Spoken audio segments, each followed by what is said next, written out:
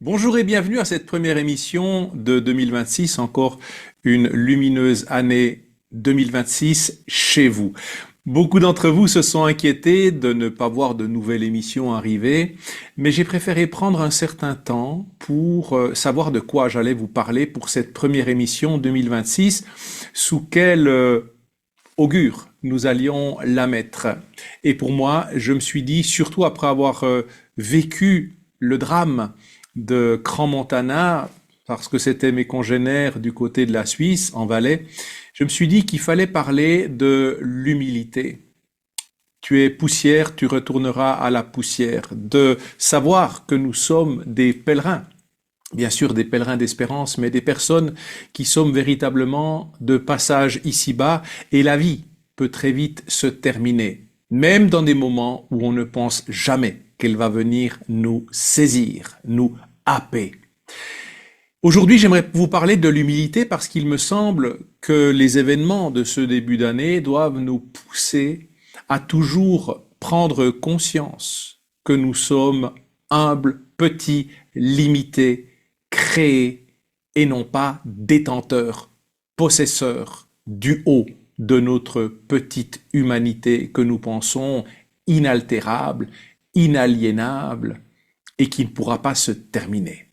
Et aujourd'hui, cette humilité doit faire face à la lucidité. Lorsque nous devons faire des examens de conscience sur nous, est-ce que nous les faisons véritablement avec lucidité?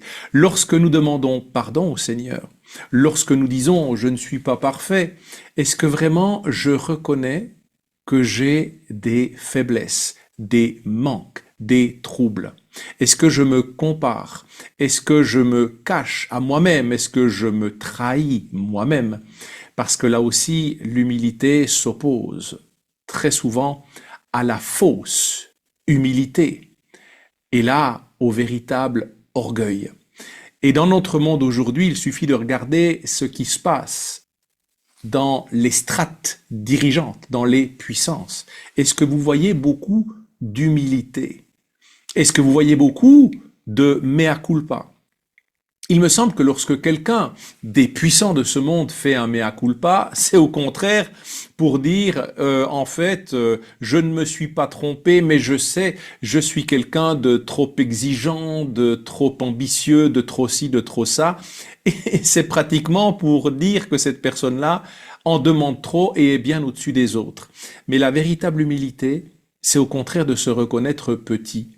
Le père Henri Boulade, jésuite, disait que la grande différence entre un enfant et un adulte, c'est qu'un enfant est petit et il sait qu'il est petit, alors qu'un adulte est petit et il se croit grand.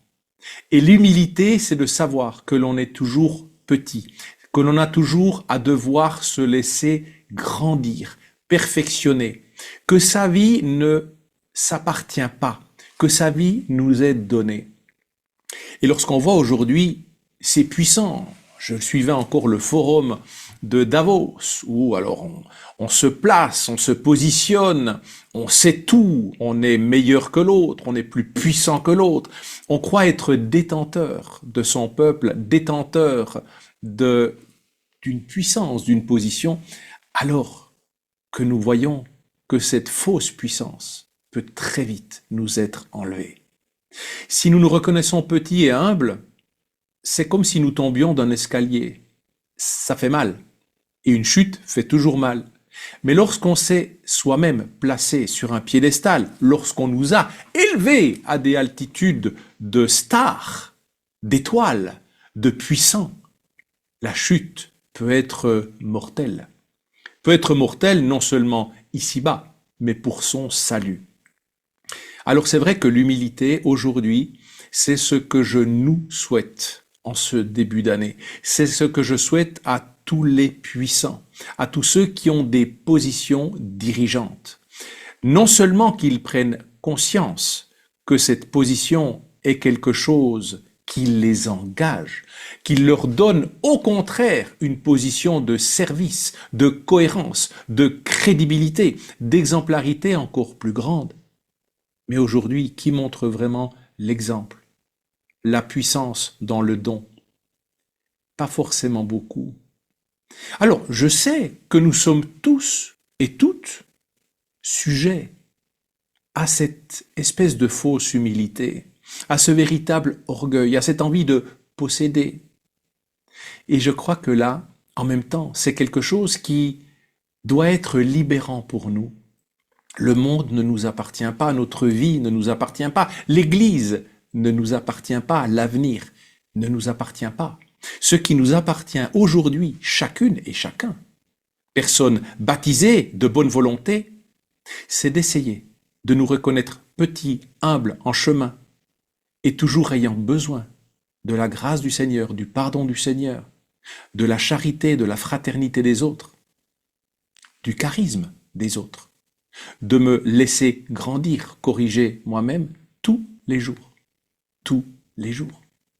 Aujourd'hui, lorsque j'assiste à des rencontres entre des sachants, je suis toujours surpris de voir combien on manque d'humilité, combien on manque de temps de silence pour se placer sous le regard du Seigneur, combien on croit maîtriser non seulement le présent, mais l'avenir.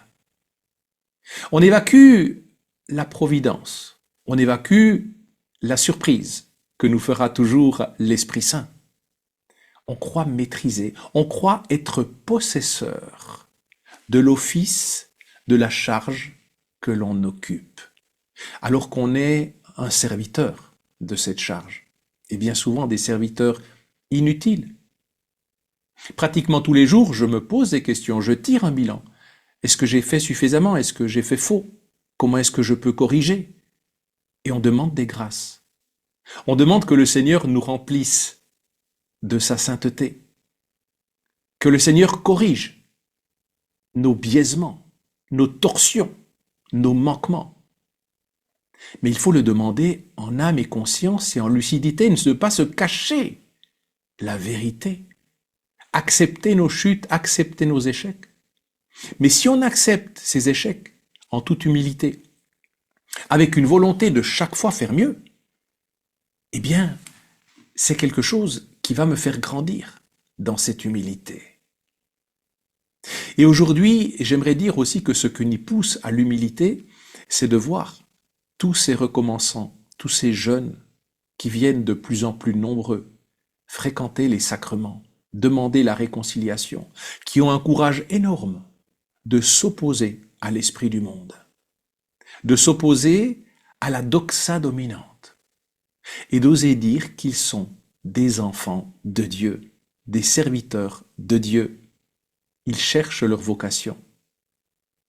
Et un ami évêque me disait dernièrement que de voir, d'assister à ces recommençants, à ces jeunes catéchumènes, il me disait c'est en train de réchauffer mon cœur d'évêque.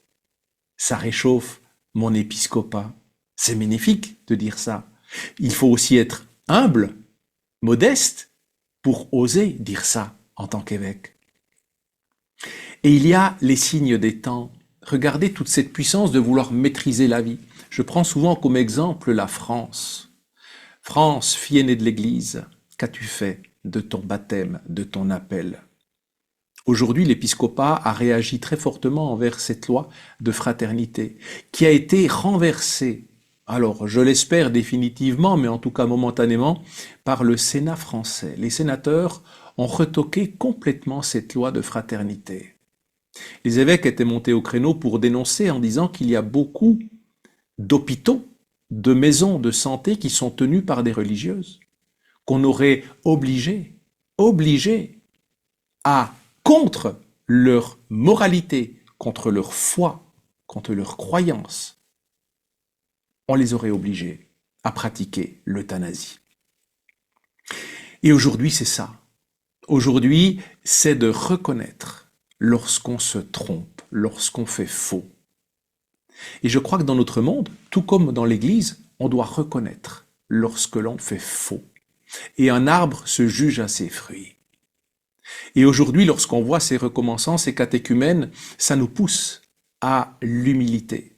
Ça nous pousse à nous mettre en question nous-mêmes sur notre sens d'évangéliser, sur notre sens d'être crédible, sur notre sens d'autorité et de nous dire nous sommes toujours surpris par ce que l'Esprit Saint fait de notre humanité, ce que l'Esprit Saint crée, réchauffe dans des âmes et dans des cœurs. Et ça doit nous rendre humbles. Aujourd'hui, chaque personne qui détient une autorité doit se dire qu'elle lui vient de quelqu'un de plus grand et que cette autorité devra rendre des comptes. Que cette autorité n'est pas un passe-droit, mais qu'elle engage à plus de rectitude d'âme, de comportement. Que cette autorité peut se terminer très vite. Que ce qu'on a donné ou ce que l'on a donné à quelqu'un, on en demandera davantage.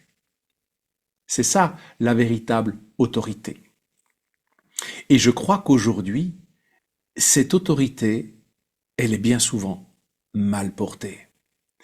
Aujourd'hui, il y a cette envie de s'opposer à l'autre. Il y a cette envie de maîtriser, de posséder, de se mettre au-dessus. Et c'est là où nous devons être très attentifs. J'aimerais beaucoup, et je dirais là en toute humilité, que lorsque nous sommes en train de projeter toute une nouvelle anthropologie, que nous nous mettons comme des possédants, des sachants, nous devrions nous mettre comme des serviteurs inutiles dans les bras du Seigneur, dans les bras du Créateur, et ne pas l'évacuer de sa création. Nous devrions simplement nous dire, est-ce que je suis aujourd'hui honorable, humble, cohérent et crédible dans ce que je fais si je devais mourir ce soir? Qu'est-ce que je dirais au Seigneur?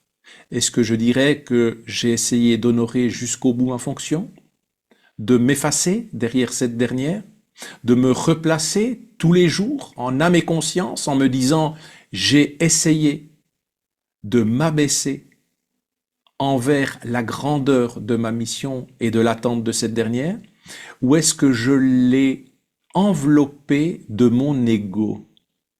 Est-ce que je l'ai pris en possession, en otage? Est-ce que j'ai censuré la parole du Seigneur, sa providence, ses signes? Est-ce que je suis en train d'éteindre les lumières naissantes? Ou est-ce que je pense, comme Jean le Baptiste, que je dois décroître pour que l'autre grandisse? Alors c'est ça, aujourd'hui, qui doit nous guider. La sainte humilité. J'étais poussière, je retournerai à la poussière. N'oublions jamais, et je le répéterai jamais assez, que certainement la grande question qui viendra au moment de notre jugement particulier, qui pourra arriver très vite, très très vite, c'est qu'as-tu fait de ton baptême? Qu'as-tu fait de ton ministère? Qu'as-tu fait de ta fonction? Est-ce que tu l'as toujours placé en dessous de ton ego? Ou est-ce que tu as fait taire ton ego?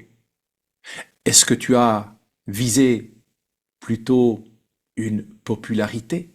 Est-ce que tu as visé plutôt un consensus de plaire, de convenir pour obtenir ici-bas?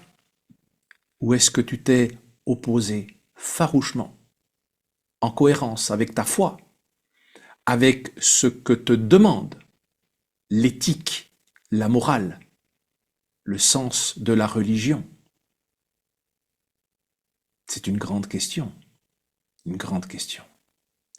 Je vous la laisse et je vous souhaite encore une très belle année 2026 sous le sceau de l'humilité. Je suis certain, vraiment certain, que si toutes les personnes qui portent des charges, qui assument des fonctions, qui visent des postes, prennent la mesure de l'exigence morale, éthique, de la rectitude d'âme, de l'exemplarité de ce poste, à sa véritable valeur, eh bien peut-être qu'elles réfléchiront à deux fois avant de se croire à la hauteur de ce poste. C'est là que commence l'humilité, de se dire, si on me choisit, je vais essayer en toute humilité de l'honorer et non pas de postuler parce que mon ego me le commande. Que celui qui a des oreilles entende.